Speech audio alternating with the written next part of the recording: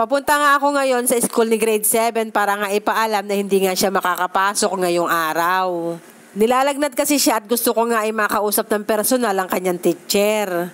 Ganyan ko nga sila ipagpaalam sa mga teacher, talagang tinatawid ko pa ang dagat. Charing.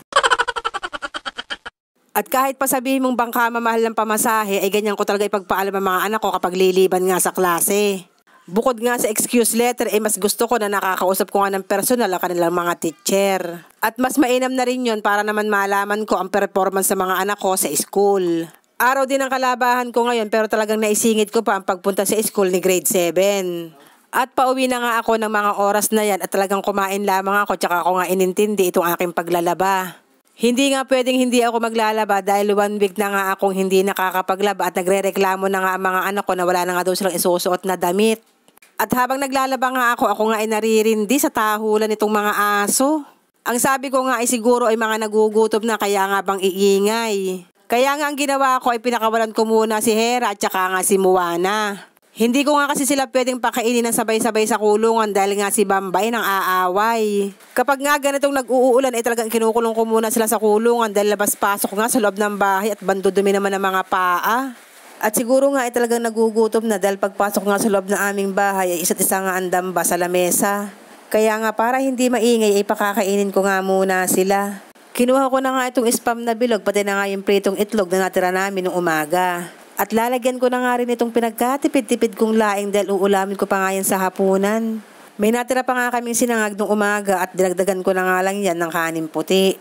Dinadagdagan ko talaga ang aking sinaing dahil sinasahog ko nga yung mga yan. Dati nga ay dog food at gatas lamang ang pinapakain ko sa kanila pero ngayon ay hindi na nga carry. Charing. Pinagsama-sama ko nga lang sa isang palanggana tsaka ko nga nilamutak ng nilamutak. Charing. At pagkatapos ko namang mapakain ang aking mga bunso ay binalikan ko naman itong aking paglalaba. At maaga nga ako natapos ng paglalaba ngayon dahil hindi nga ako tumatayo. Ang sabi ko nga ay kahit makuba ako paglalaba matapos ko lamang ang aking labahin. Charing.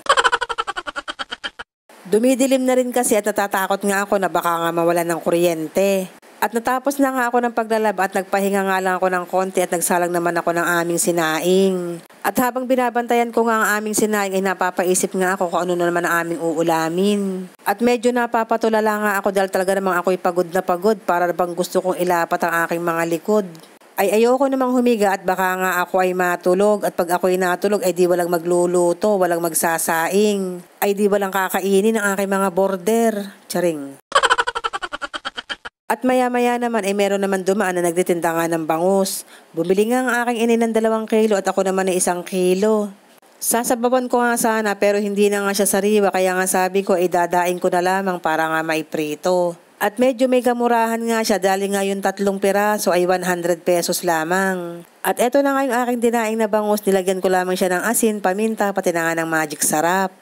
At kaya nga meron niyang sili dahil nanimot nga ako doon sa may galon ng sausawan. At hinati-hati ko nga laang palayan at yung 1 piraso nga ay hinati ko sa 4. At hindi ko nga yan iluluto lahat dahil bukas nga ay pagbabaulin ko nga yan si ABM. Paborito nga kasi ni ABM yung daing na bangus lalo na nga't binabad nga sa suka.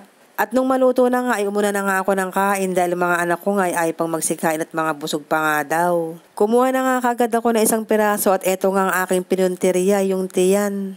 Bali ginawa ko nga sausawan yung laing na natira nga kanina. Nakakadiri lang tingnan yung laing pero napakasarap niyan. Alam mo yung parang pururot ng bata na pinainom ng sampalok-sampalukan. Charing. Ay kain na po, salamat po Lord sa blessings. Yun lang, salamat.